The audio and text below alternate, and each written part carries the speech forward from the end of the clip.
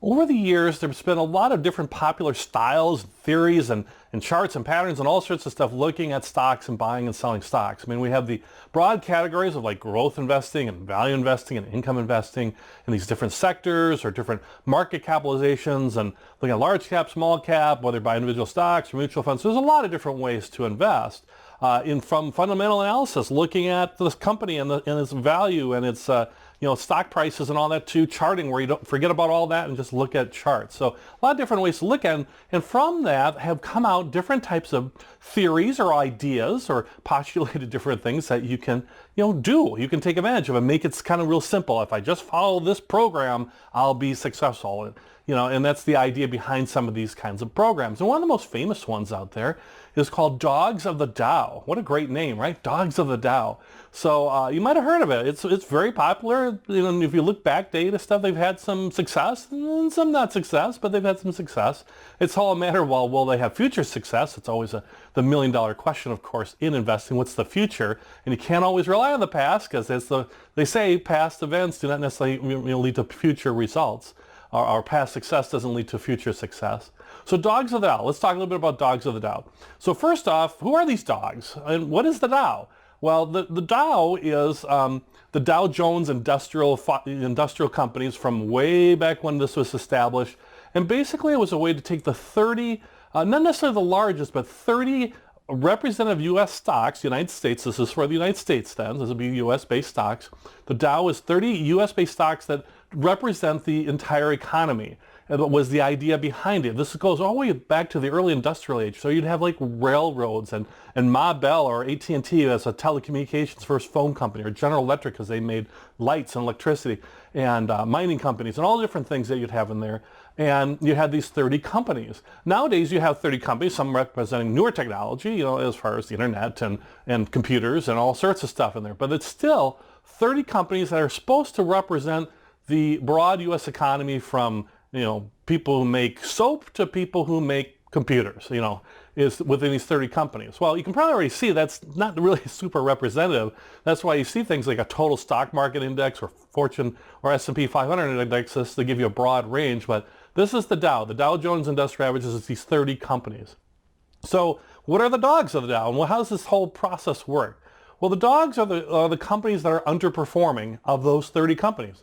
Which are the underperforming ones? And the idea is you buy every year, it's on a yearly basis, you buy those dogs in the hope that they will be better the following year, the year that you buy them.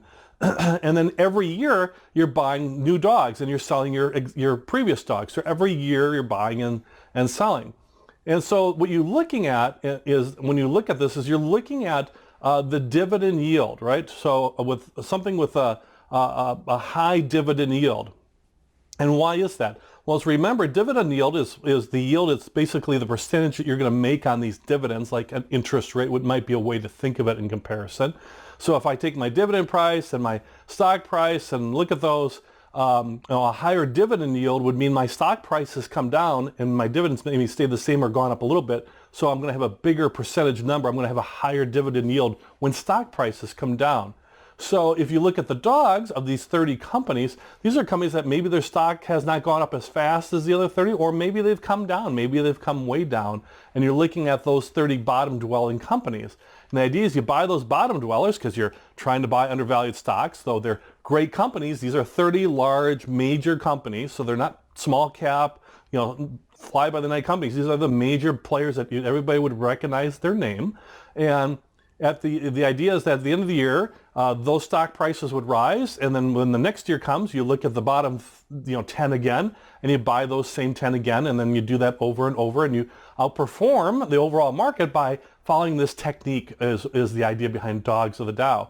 And if you have, let's say, a stock that's 2 years in a row, a dog, well, you hang on to it. It's still a dog. You don't sell it until it's out of that bottom 10. So each year you rebalance and you select a new 10. Is the idea behind it. So you got kind of portfolio rebalancing right there. Now you do have some churning. You're buying and selling a lot, so you're incurring those expenses of buying and selling transaction costs, so do be aware of that. But the idea behind it is, hey, if we follow this method, then we don't even have to think about investing. We just buy the bottom 10 of these 30 companies based on dividend yield, and then we'll have success. And they've had success, and something to maybe check out.